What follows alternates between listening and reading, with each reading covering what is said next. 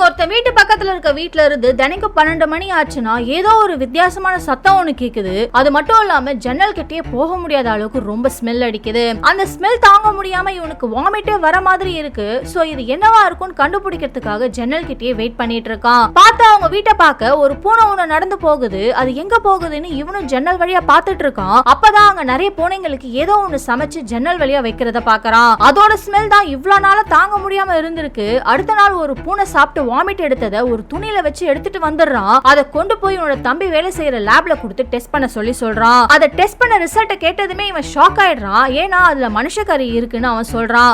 So அந்த வீட்டுக்குள்ள என்னதான் நடக்குதுன்னு கண்டுபிடிக்கணும்னு யோசிக்கிறான். அதுக்காகவே அன்னைக்கு நைட்டு 12 மணி ஆகுற வரைக்கும் வெயிட் பண்ணிட்டு இருக்கான். இப்ப அதே மாதிரி சத்தம் கேட்டதும் உடனே இவனோட வீட்டுல இருக்க வென்டிலேஷன் பைப்பை கழட்டி அதில் ஓட்ட வழியா ஒரு போனை விட்டு வீடியோ எடுக்கிறான். அந்த வீடியோல எதுவுமே தெரியல. சோ வேணும்னே அவங்க ஜன்னல் கிட்ட வர வைக்கிறதுக்காக ஒரு காயினை ஒண்ணு தூக்கி அவங்க ஜன்னல் மேலே போடுறான். இப்ப அந்த வீடியோல என்னதான் இருக்குன்னு பார்க்கலான்னு பாக்குறான். அதை பார்த்ததுமே அவன் ஷாக் ஆயிடுறான்.